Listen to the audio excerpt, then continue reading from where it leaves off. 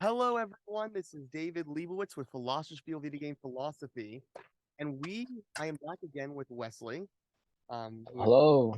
resident Eastern philosophy expert, to talk about Nahida's at least Act One. We'll see if we get to Act Two, even though I prefer Act One. Nahida's Act One. The mushroom people I didn't care about them that much. So, but I do think the stuff with a pep is important at the end. But either way, Wesley, would you like to introduce yourself? Hello. My name is Wesley. I'm the Eastern philosophy specialist. Well, then, without further ado, let's show some Genshin. 不用了吧？回答问题的时候你也看到了，我们算不上什么专业人士。这位客人比较特殊。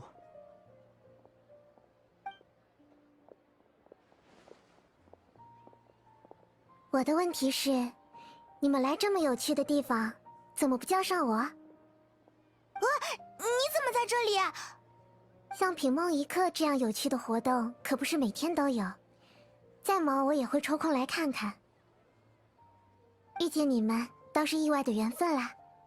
哦，对了，你是最了解梦的人，那应该可以帮我们回答所有的问题吧？这么说也没错。来吧，想问什么都可以问哦，越有意思的问题越好。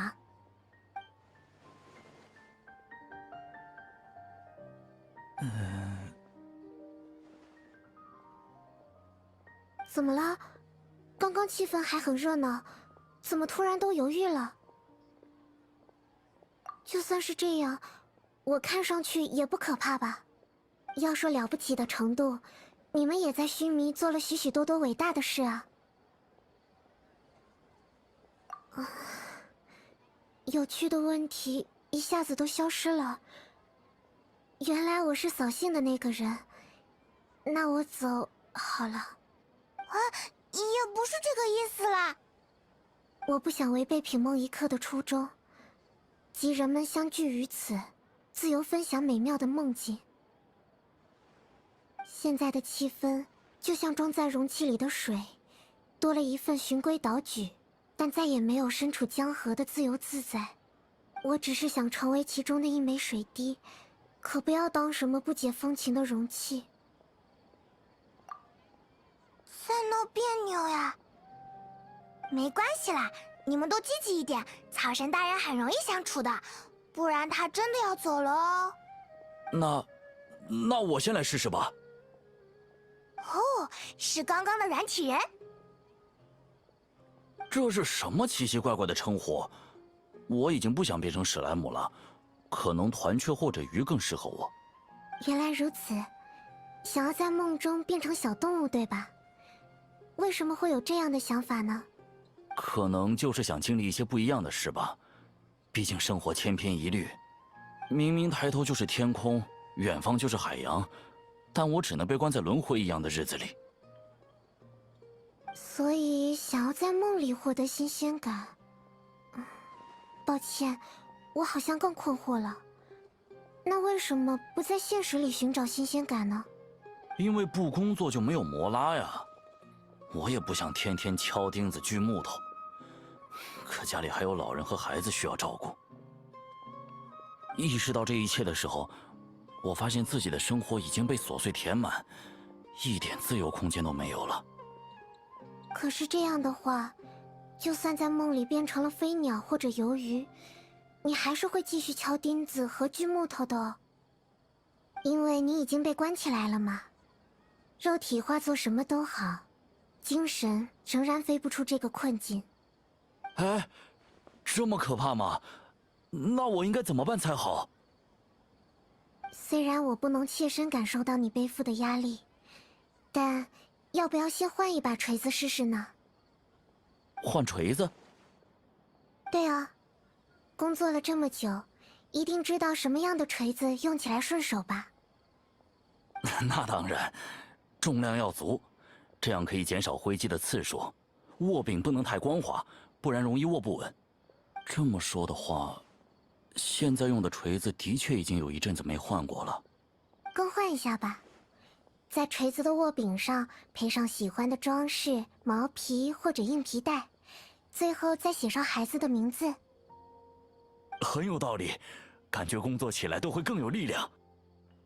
新鲜感就是来源于生活中的小小仪式啊。What do you think about that? That's beautiful. Oh my god. I was originally just oh yeah, there's So this is a part where we can really talk about the butterfly dream and the positionality of Zhuangzi in the compulsory educational background, or like not compulsory education, but the meritocratic society in ancient times as well. Like, so in the past, when people were what they have to go through all kinds of examinations in order to be nominated to become a cadre, like an officer or something, right? That's the only chance that they can climb up the heavenly ladder, right? So that they can be selected by the king and to really do something meaningful in their life, like as a politician. But then this process is just cruel, right? Because you're competing with everybody. and the test itself is super hard, right? It's not just reciting things. You have to like integrate it. You have to make synthesis, and your handwriting must be perfect. There shouldn't be any like yeah, it's horrible. Yeah, it's way harder than any kinds of tests that we are having right now, right? People would actually travel to major cities to take the test. And some of them, for example, if you are from what's now Guangdong, and if you're coming all the way to Beijing for a test, that means walking thousands of miles. It may take years to just take the test, to like it will take years to just commute, and people would die in the middle of this journey because of all kinds of danger. So anyways, the reality is harsh. It's impossible to just alleviate or like free themselves with anything. And the book they read is oftentimes very doctrinal, right? It's beautiful, right? It's amazing, but it's doctrinal, and it's daunting to just read every single day and to think about it every single day. And you can imagine how many cognitive dissonance it's gonna cause, right? When the environment is so harsh, and then the writings inside require so much of the students, then people will be overwhelmed, right? They're gonna seek for some kind of freedom, liberation, especially after failure. Like if the final result can come out and everybody like gathers in the city to read the names, right? And you realize that your name is not even on there, or it's at the bottom, then you'll feel extremely disappointed, right, by the society or by yourself, like, or maybe at the same time. Then you would pull out this book under your pillow, right? Not the one on the desk, but the one under your pillow, which will be Zhuangzi, which will be talking about life and death, which will be talking about metaphysical system that's distanced from the harsh reality, right? So which is this is very similar to the story just now, right? The guy was saying that, oh, I was seeking for some kind of freshness in my life, right? I want to do something different in my life, much similar to becoming a butterfly, much similar to becoming something entirely different. Even though it's fake, it's a temporary getaway, but it frees them, right, with imagination. And the attitude that Nahida first came out was a bit problematic, right, because she was omitting the attitude or the struggle of the people at the time, right? We had a poem, we had a like sentence said 何不食肉糜, which means that why don't you eat uh the meat soup, right? If you have nothing to eat, you could have ate the like the the meat soup, right? Because you couldn't have meat, you couldn't have like a of course they couldn't have it, because they don't even get to have that. They're they're forced to become vegetarians because meat are so expensive, and killing killing animals will well, it comes with a fine. So in the past, it will be horrible. It's very similar to that. Oh, my phone is all old and crappy, it needs repair. Then a white rich dude will say, why don't you get a new one? Right? It's analogous to that kind of thing. So then the guy explained that, okay, well, I couldn't, right? I have people that I care about. I need to earn money. I got all these struggles to do. Then Nahida offered a really good thing, right? That's to make meaningful changes, small changes in the reality, not by imagination anymore. You don't need to dream about a beautiful life and then feel that your imagination, your worthiness is fake or uh, or far from your hope, from your reality. And um then you would actually be able to live happily. And by doing to do that, they just need to create some kind of small ritual, some kind of small uh, happiness that they designed for themselves, which is, oh, that's beautiful. Theme of It's dreaming away- therapeutic. The theme of is the major conflict of this. What is the major conflict? I'll just say the theme of dreaming away your suffering. Mm. Um, Oh. That's the conflict. After I'll show you. I have 3 scenes. So this is the first scene, and then I felt like I might as well show slight context, and then the big. 你不需要变成飞鸟或者游鱼，只要你努力的生活，你所珍视的一切都会是你幸福的源泉。我懂了，我懂了，简直就像醍醐灌顶。我现在就去挑选新的锤子，不，我应该自己造一把。谢谢草神大人。不愧是你呀，总能找到这么好的切入点。其实我也没怎么理解。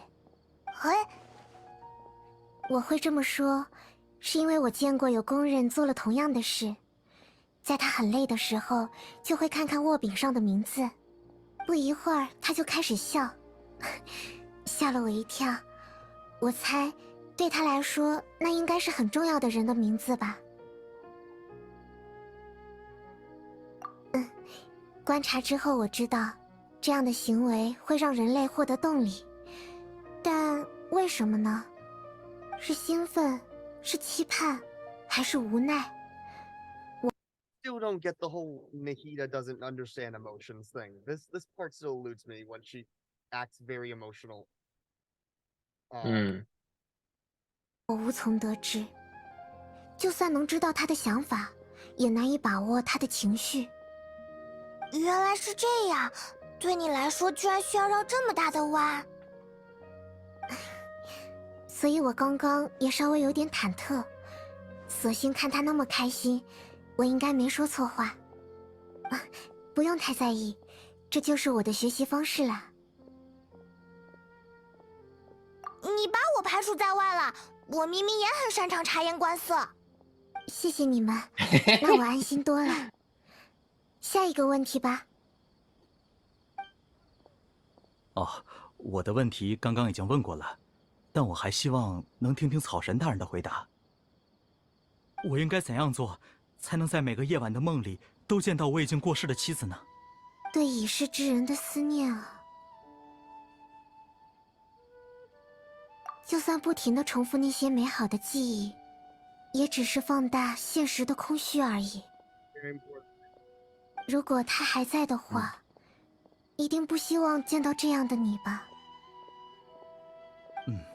理应如此。但我们在梦中度过的时光，并非只是对记忆的重复。我不知道是不是我太想他了，他在梦中的样子，简直就像是活过来了一样。梦里发生过什么，他全都记得。就算我醒来了，再次入梦之后，我们还能顺着上次的话题聊下去。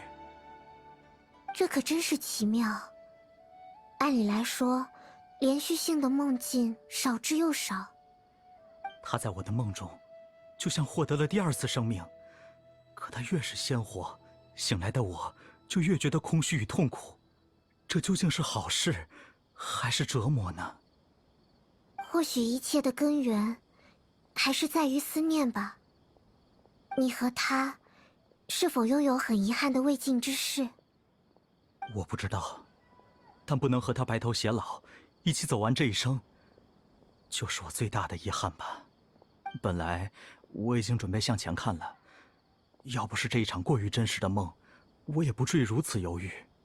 这就是日有所思，夜有所梦吧？但梦境永远都只是梦境，我们是活在现实中的人，过于沉溺在梦境里，并不是什么好事，只是会不断的消耗你的心神而已。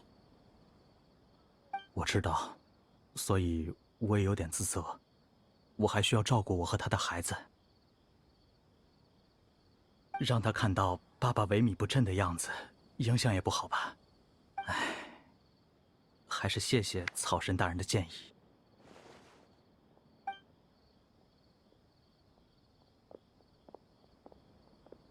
他的状态让人有点担心，希望他能快点振作起来。我觉得我状态还不错，你们如果觉得有点无聊，也不用一直陪着我，毕竟你们是来玩的嘛。All right. Think about that.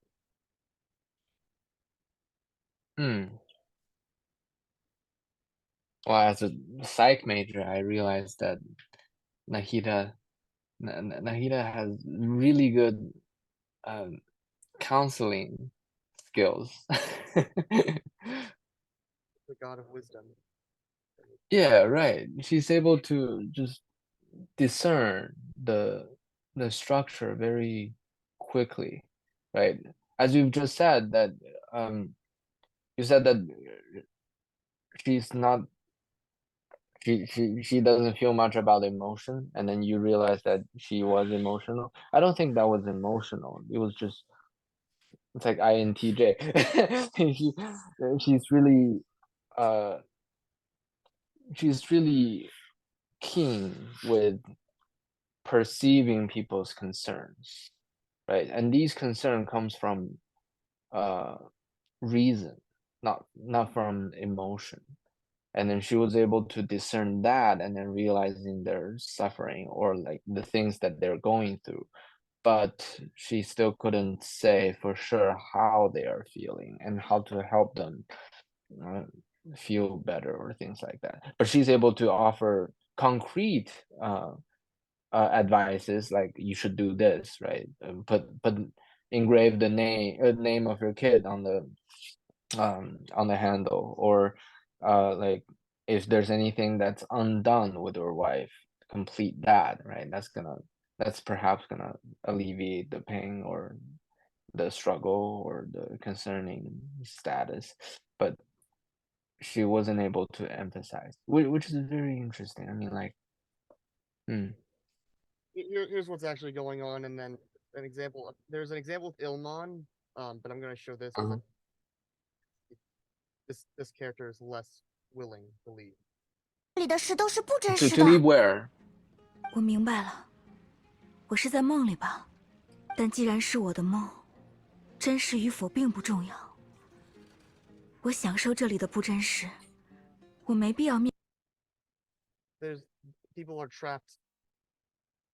happily trapped in hyper realistic dreams where they get to live with their dead friends. Yeah, so 面对现实的悲剧，他们都是我无可取代的好朋友，也只有他们两个能理解我了。继续做这样的梦，也没什么不行吧？但我很担心再这样下去，你会渐渐分不清现实与梦境的界限，因为梦境永远最符合你的心意。相比之下，现实荆棘遍布，一不小心就会被划伤。放心吧，那还不至于，我有分寸。真的吗？要不然我们先别管这些复杂的东西了，喝杯咖啡，吃点甜点，怎么样？现实也好，梦也好，开心就好嘛。这怎么能不管？我们连你们是哪里来的都不知道。啊，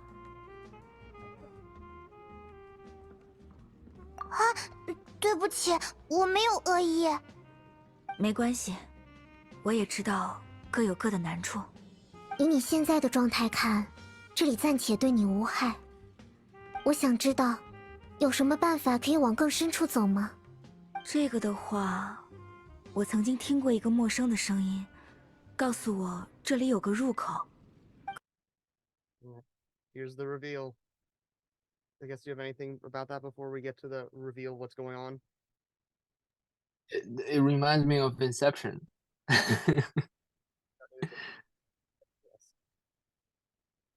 你们好，我是在这里静音花店的艾米尔，这位是我的丈夫莫塞伊斯。请问有什么事吗？我所面对的，不愧是智慧的化身，能让我知道您是如何推理到这一层的吗？作为报答，我也会回答您最好奇的问题。很简单，因为这个空间中除你之外，无非只有做梦的真人和被创造的假人。而你虽然处于这个梦中，看似与其他人相同，但我感受不到你的梦。我要如何唤醒一个本来就清醒的人呢？有意思。以清醒的状态成为梦境之主，这个世界就永远不会因为你醒来而崩溃。理论上，你也获得了对这里的绝对掌控权。从各种角度看，这都是最优选。剩下的问题就是，你是如何做到的？答案不就在眼前吗？草神大人，因为我把我的现实都奉献给这场梦了呀。早在虚空还在运行的时候，我就把我的意识全部上传到虚空之中了。其实这些都源自于一场意外。我本来的目的，并不是虚空或者集体梦境，而是串联起一切的线索，拥有真实感的人。没错，人类实在太复杂了，除了借用虚空的强大智能，我想不到实现它的其他办法。虚空无比伟大，就算我挪用一点，也不会有人察觉。而这一点智能，对我而言已经用之不竭了。我就算只是用穷举的方式，也能训练出颇为真实的人格。我把第一个作品命名为艾米尔。那不就是刚刚的女孩子吗？我和她同一天进入教令院，从办理入学手续开始，我们一天相遇了6次，就是这么简单的原因。我们后来坠入了爱河，一起学习，一起研究，一起进步。我们的步调颇为一致。我总觉得，我们心脏连接在一起，只是身体分开了而已。然而魔灵病只夺走了他的生命。因为我需要更多的训练样本，用于进一步完善艾米尔的人格。我从虚空的数据库里找到他们的数据，以检测心理疾病为由，在他们体内留下收集装置，这样我就可以将他们连成网络，让艾米尔感受他们的思念，逐渐成长，变得温暖。为了全情投入，加快研究效率，我就把意识也上传到了虚空，也成为了网络的一部分。所以，准确来说，并不是你不会醒来，而是你不能醒来了。Brilliant, right? Isn't this brilliant? Yeah, wow. Wow.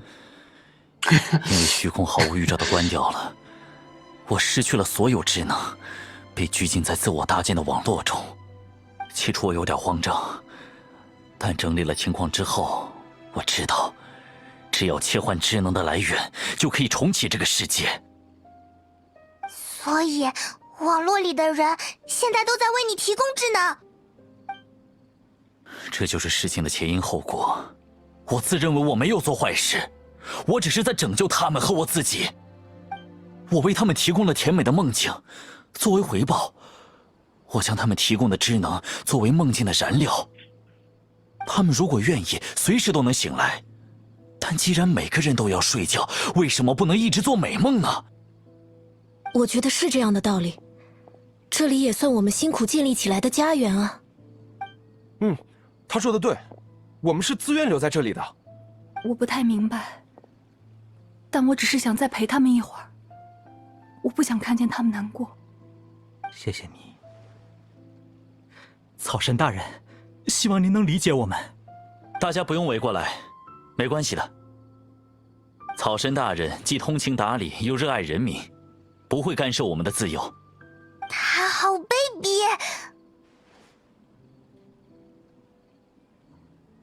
看来我最后的问题也不需要你亲口回答了。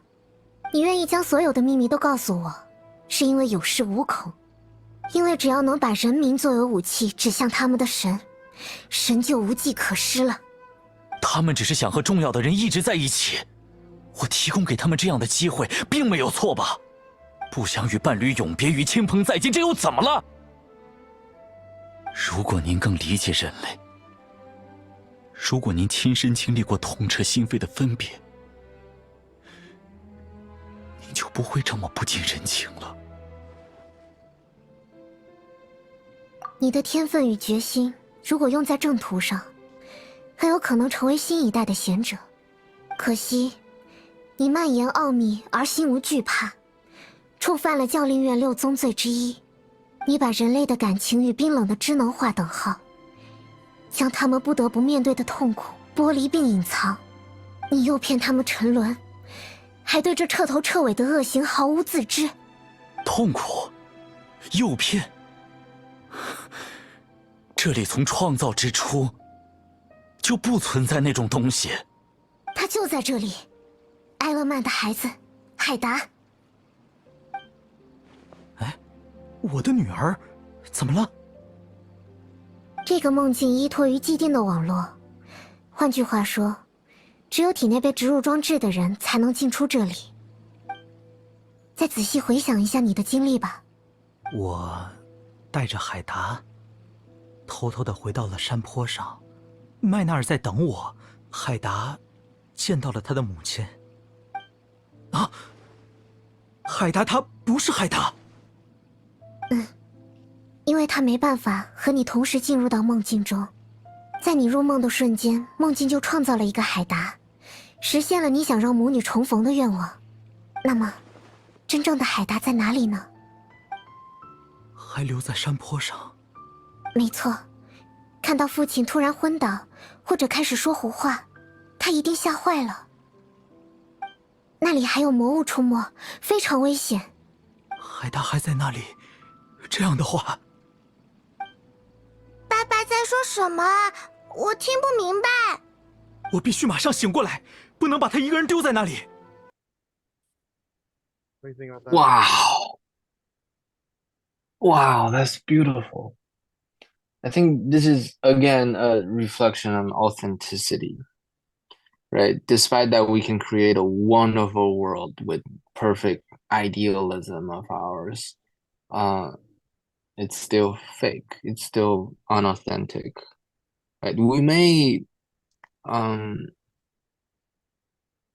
be a tourist in this ideal world to relax, to get away from the torturous reality.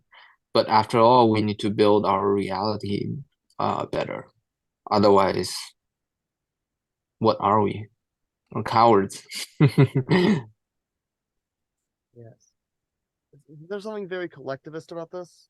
That the reason they can't they embrace their suffering is to live with the real world. Live in the real world. Right. The suffering comes from care, right? Suffering and self-conception is oftentimes like two sides of the same coin. Then you suffer only because you care about it, right? Then the care originates from the concern for family, the concern for the concern with love, right? So we're suffering because of love, but we can love to reduce suffering, right? It's somewhat yeah, but yeah, now he look at his eyes. He's so determined to wake up.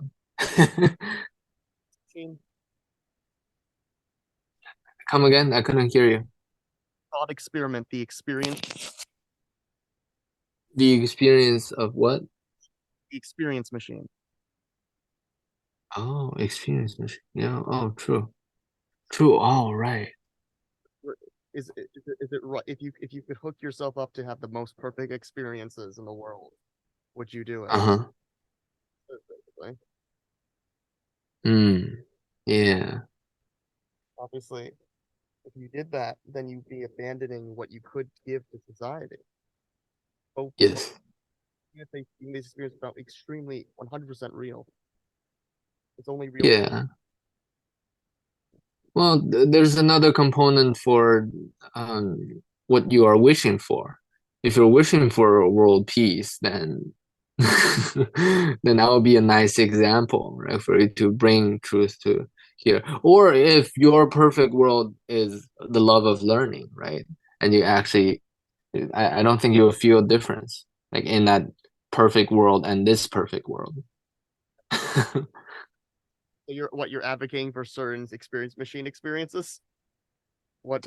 Yeah, there's certain prompts for it, right? You can dream of a perfect world where where you get to learn from all kinds of things, which you can do right now. or I guess that sort of is the knowledge from the knowledge capsules and the Akasha. That was like that's where you could learn all that stuff. But then people then he made the argument that when you had all this knowledge at your disposal, you actually learned less because there's I think the Akasha was very directed on what it could tell you, but we had that discussion before. But this is a reality. So, regarding the dream of the butterfly, then, and the experiences that are real versus what is fake, like, but isn't the whole point of the dream of the butterfly where truth is more real than reality? I mean, also think again about the complete contrast. First, we were the Archon quest was all about how people need to dream, how dreams are very important. And this is saying, wait, but don't spend your life in the dream. You can't spend your life in dreams.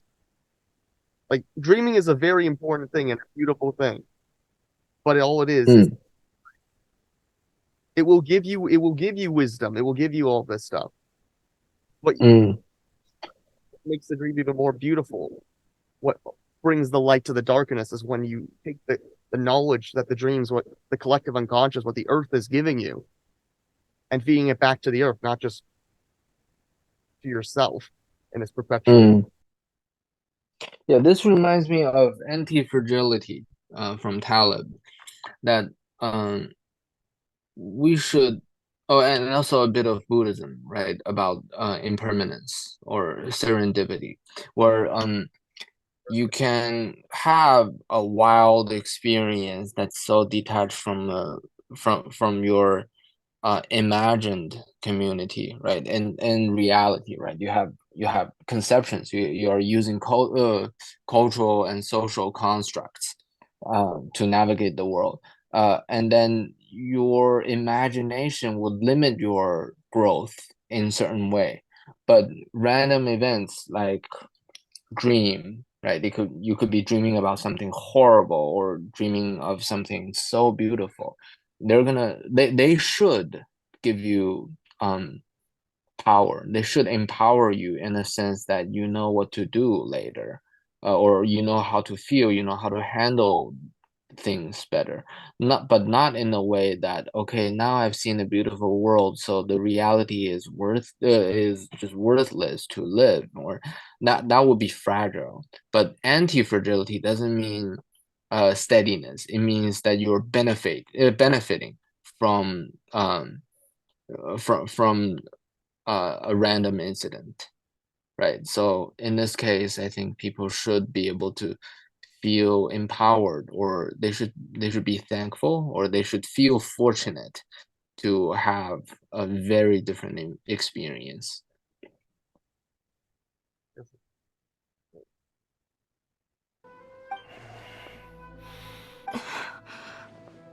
看来大家都想起什么来了。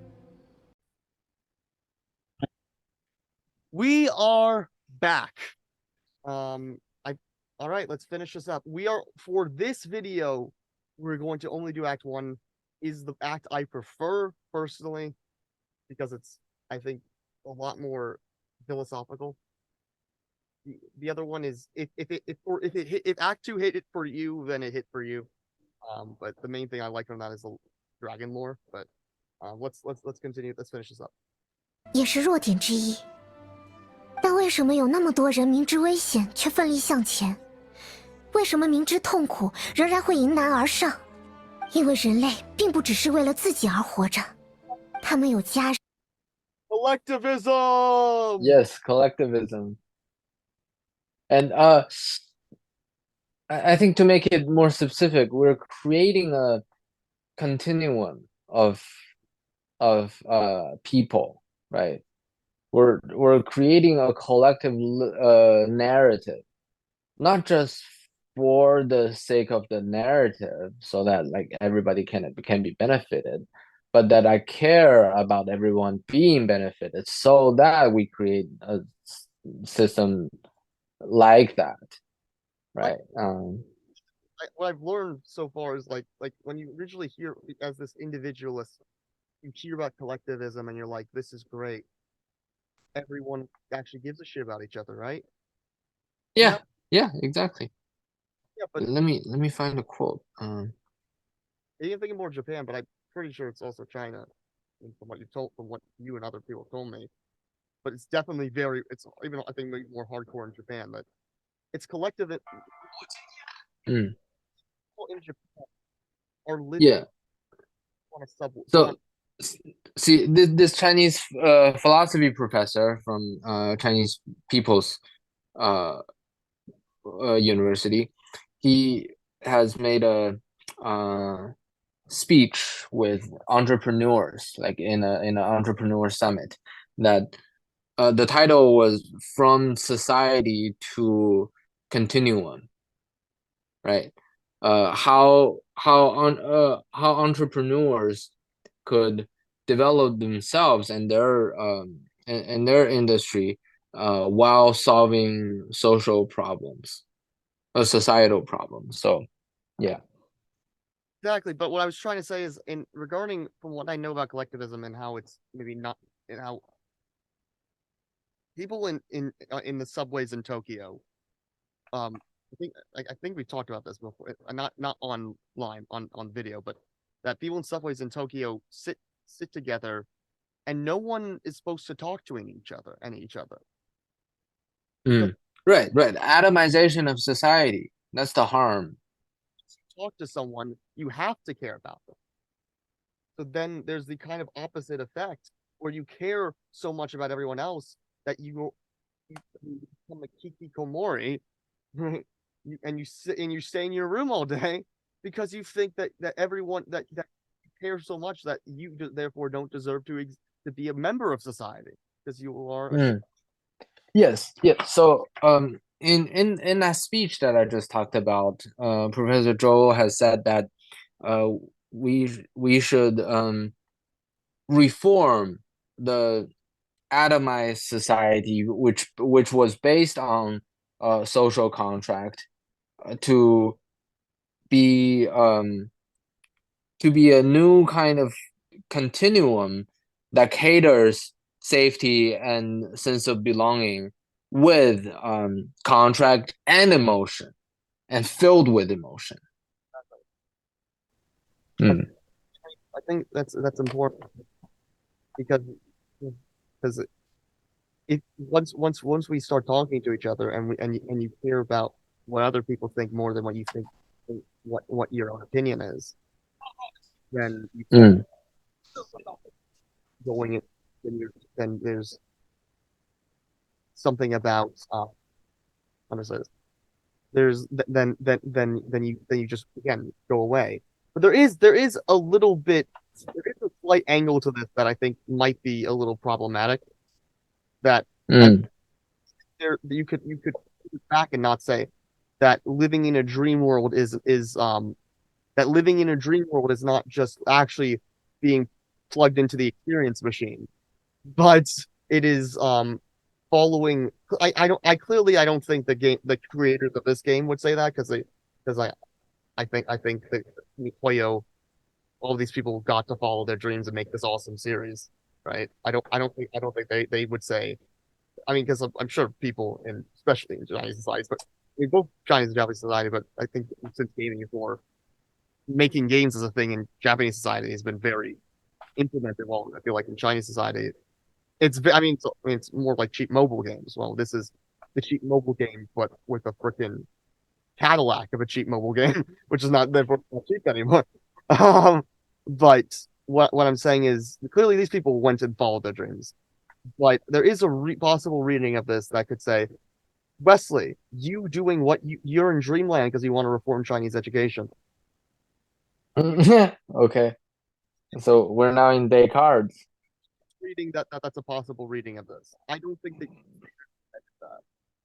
but I don't think that's the message, right? If we're talking about bringing a vat or like the evil demon trying to deceive people, I mean that's it's a bit outdated.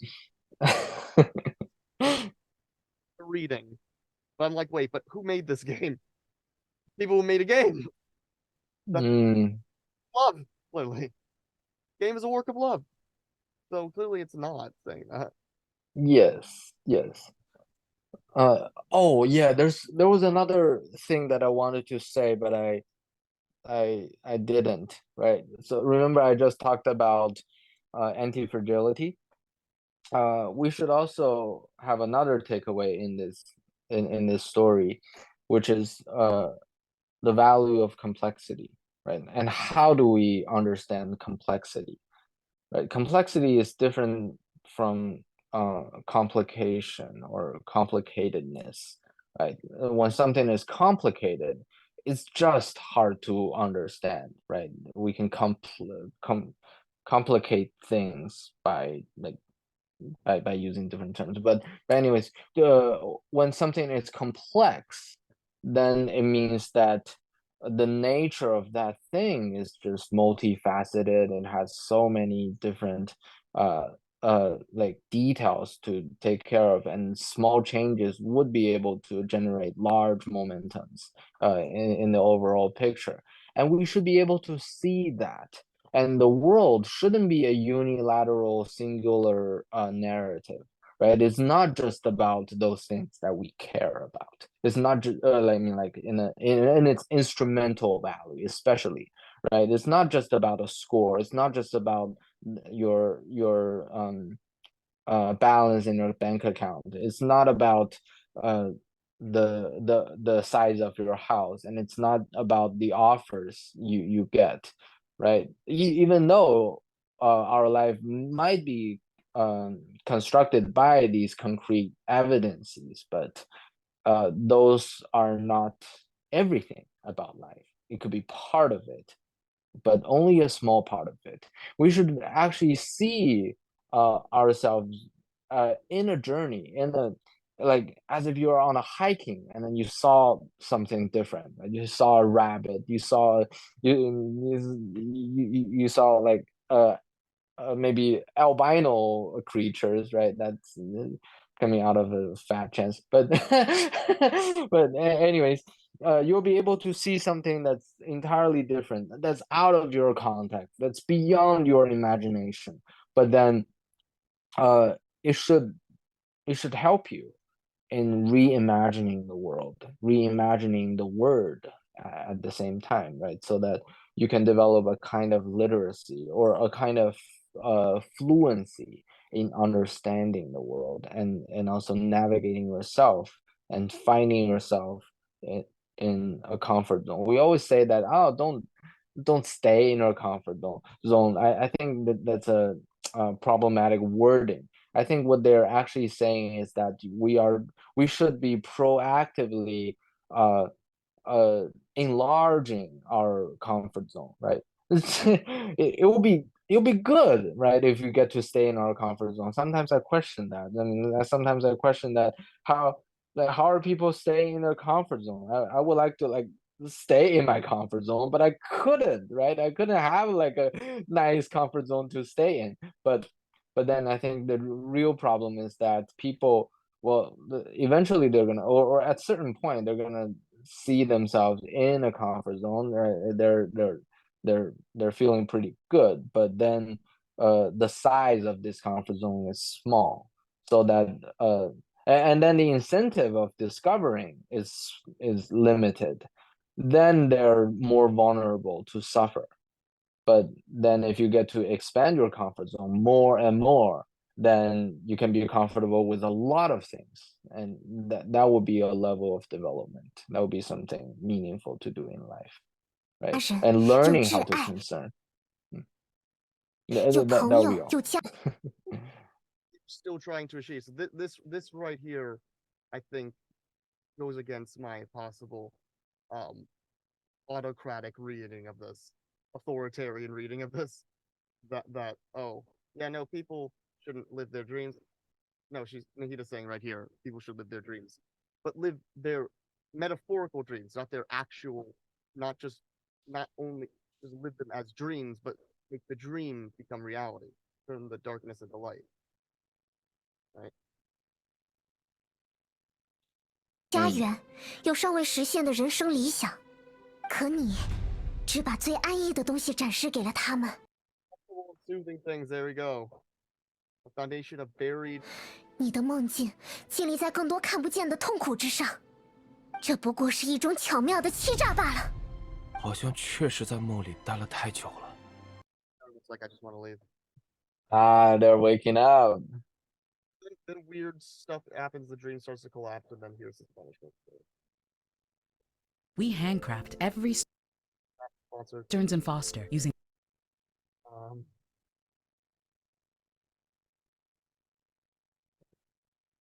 是我们的错吗？已经不重要了，用于维持梦境运行的职能，都变成了魔物。这里短时间内就会崩溃，我的意识也会消失。让我跟艾米尔一起走吧，就算是湮灭成灰，我也拒绝醒来。感觉他受到了过大的冲击，已经万念俱灰了。我觉得，见到艾米尔变成魔物的瞬间，已经让他的精神接受了足够的惩罚，充分认识到虚无之后，应该重温存在的意义了。存在？我和他们不一样，早就只有意识了。以我对虚空的了解，我有办法把你的意识从这里提取出来，装在知识容器之中。教令院应该现在都还保留着你的躯体，你很快就能醒过来了。没必要，让我就这么消失吧。现实已经毫无价值。这可不是同情，是我不允许你以消失来逃避律法的惩戒。在那之后的人生，就由你自己决定要用什么方式存在吧。How's that for a punishment? Living.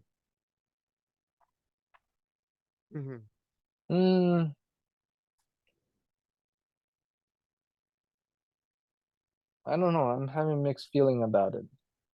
Right, a pure demise, right? Like disappearance would be sudden. It's like being shot in the head, and you don't even get to feel the pain, and then your existence didn't just fade away, but like abruptly shut. But being contained in a place will be more torturous and it's long, and there's still a hope of transitioning or like being mended, like or salvaged or taught. And so I don't know which would be the right call for him.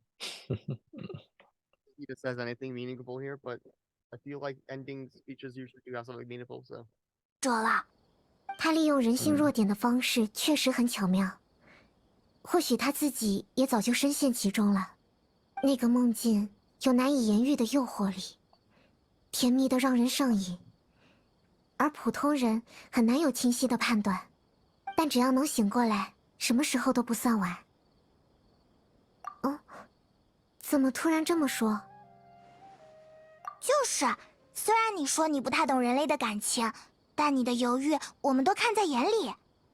刚刚那段演讲也是站在他们的立场上说的，这不是做得很好吗？谢谢你们。这一路上，我听到了很多悲伤的故事，内心不止一次受到触动。受害者们的行为并不算错，他们想要的东西也不过分。所以，在他们试图对抗我们、保护梦境的时候，我可以理解他们的选择。但我的理解与触动，和他们真实经历的痛苦相比，可能连1%都不到。这1%，我不敢认为它是所谓的共情。你要求真高，当然是啦。好的，果然出来转转才会成长呢。感情和知识完全不同，我很难用清晰的言语描述它。贝诺尼，或者莫塞伊斯，说我没有经历过生离死别，可我有种特别模糊的感觉。she still doesn't. They decide to not tell her about Rukkhadevata through the through this Act 2 and the Karma quest that I'd like to show you. Wait, this is after the forgetting of the old god. Yeah. Yes. Oh, okay, I see. Now, there's the whole point of where Beynuni or Moseis says, you haven't experienced loss. If Nahida remembers, like, I lost my mother. Right. Lost her died before I was born. Then I forgot about her. Yeah, she was erased from the memories of the world. But no, but saying like there's still, as you said, there's still the memories of the past life come in right here, right? It's like no, but I do vaguely understand the loss, even if I don't remember what happened. 告诉我并不是这样。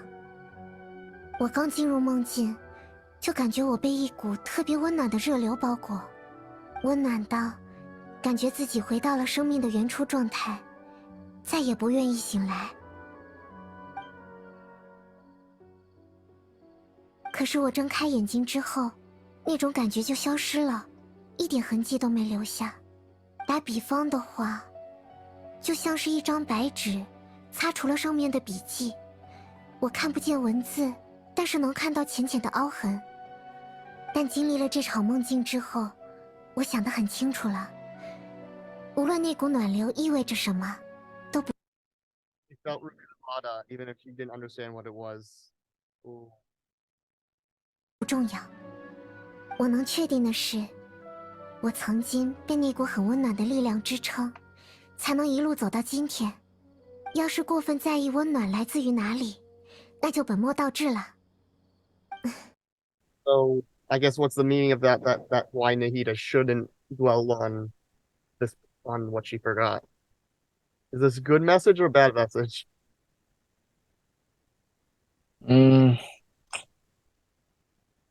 Is this starting to fall apart with these last two things with what happened to the scholar and this?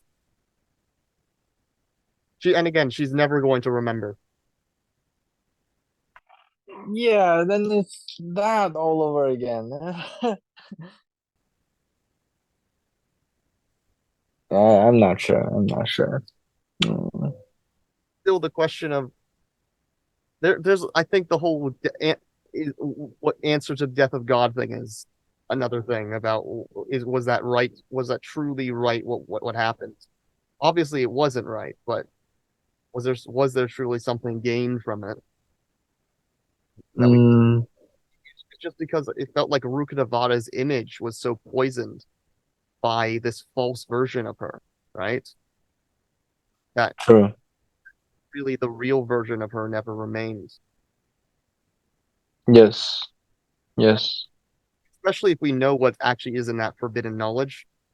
All I know is that okay, the knowledge in the next quest we can do it eventually. Well, not today, but is that the plant dragon wanted to use the forbidden knowledge to get power, but there's something about me that thinks this forbidden knowledge has something to do with technology and progress. That's just the inkling, especially what we know about the Abyss with them wanting to make. Well, they've already again attempted to do it. Well, it's the Fatui did, but the Abyss also wants to make a cyborg god. So yeah, I feel like there's some technological vibes going on. So but until we know what forbidden, if we ever know what that forbidden knowledge actually is, we'll learn like why exactly. But I think I surmise that Rukkhadevata was, I mean, was I mean that that the Rukkhadevata was so corrupted that the True. except I still think Jung would say then purify the memory. Jung would not say forget. I think most people would not. Jung would never say forget. But Yeah. Purifying the memory. What do you mean by purifying the memory? What would I mean, is like okay, Rukkhadevata liked irrationality. Rukkhadevata was not a science humper. Right? Okay. Okay. The whole point is like the sages like telling everyone Rukkhadevata. I don't think they ever say Rukkhadevata says that dreams are bad, but like they said like dreams are bad, and it's in the name of Rukkhadevata. And like Rukkhadevata's well, but Rukkhadevata was the person that is exactly the reason that the dreams are away. She did it for a good reason. It's a little complicated. I think most of this is still good. Like I think the message of this is still mostly good. 刚刚和人民讲了那么多理想的话，到头来自己却做不到，那是不是太丢人了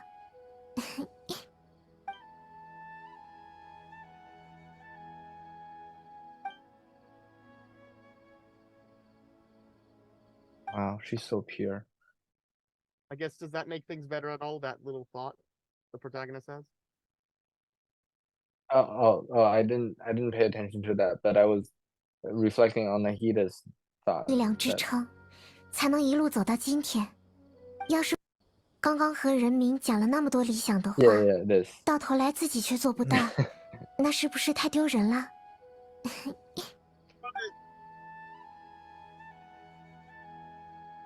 ？Great Lord Rukkhadevata. More powerful. For the troop, I should respect their decisions. The Rukkhadevata and Nahida's decisions.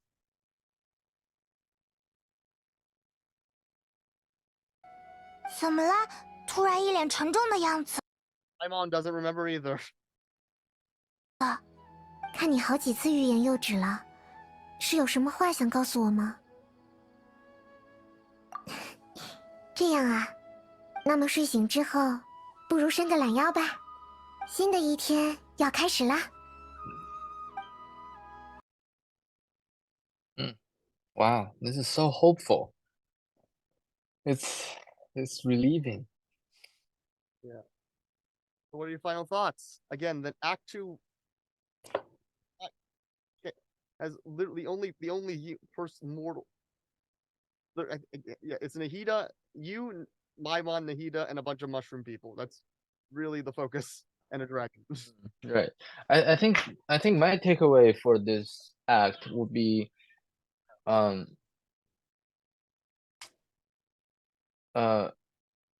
we should construct the world beautiful dreams can only come true if we actively construct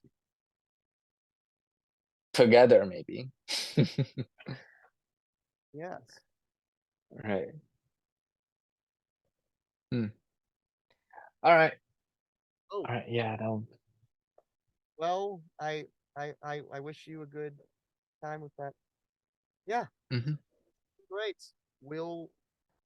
There will be more Sumeru content, and I'm gonna talk about that for the Farina character demo and song. I think there's actually is something very Asian Chinese about it. I can talk about that now, but I will make that. I think there's something Chinese.